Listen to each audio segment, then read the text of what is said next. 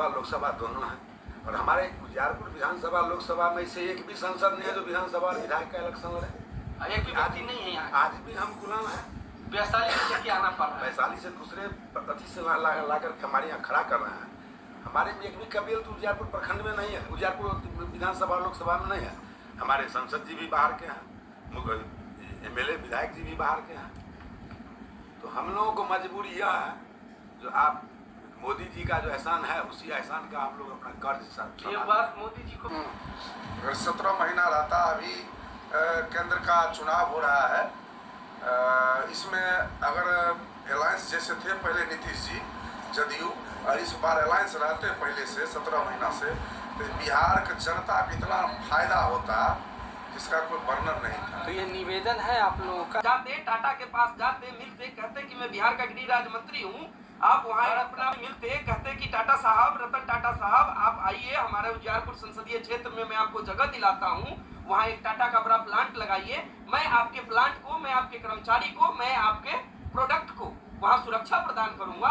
तो टाटा जरूर यहाँ आते और एक प्लान लेकर के आते जिसमें अच्छे से अच्छे युवाओं को बड़ा से बड़ा रोजगार मिलने का एक होता। लेकिन ये इच्छा शक्ति है ही, ये इच्छा शक्ति वही जानना चाहते। जगह है आइए, बेरोजगारी है आइए, जो वर्कर यहाँ से जाकर के गुड़गांव जैसे प्लांट में काम कर रहे हैं, उस प्लांट वैसा प्लांट आप बिहार में लगाइए, वहाँ से बेहतर प्रोडक्शन कीजिए, मैं आपको सिक्योरिटी दूंगा, मैं आपको जगह दूंगा, आप मेरे बच्चे को रोजगार दीजिए, मेरे क्षेत्र को रोजगार दीजिए।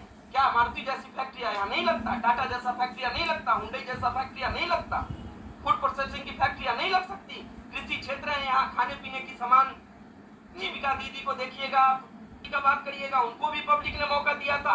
भूमि सुधार मंत्री बने थे, भूमि सुधार मंत्री बने, ट्रांसफर पोस्टिंग में हजारों हजार करोड़ रुपए कमाए, कमाने में शेयर लगाए, बचाए, अपना संपत्ति बनाए।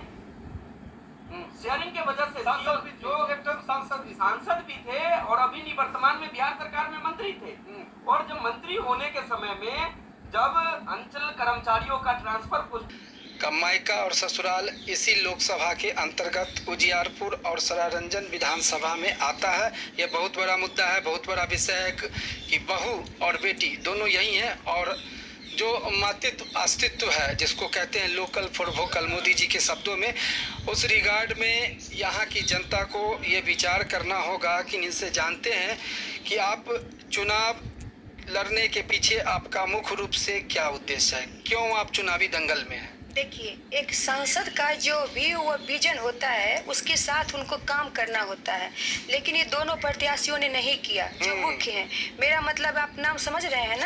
समझ रहे। नित्यानंद आलोक कुमार मेहता और नित्यानंद राय दोनों की आपका टाच कर रहे हैं जी, अगर वो ऐसा करते तो हम खड़ा नहीं होते। दो लोग ही बार बार आ रहे हैं, तो इस बार परिवर्तन के तौर पे नया फिगर बहुत सारा है, लेकिन लोकल कैंडिडेट की भी दरकार है, और उसमें भी वैसे कैंडिडेट जो इन बिंदुओं को, जो समस्या इंफ्रास्ट्रक्चर का हो, डेवलपमेंट का हो, फैक्ट्री का हो, इंडस्ट्रीज का हो, विकास की जो बात है, इस विजन पे ऐसे सांसद की यहाँ दरकार है, जरूरत है। आप इस विषय पे क्या सोचते हैं एज ए वोटर, क्या संदेश है आपका?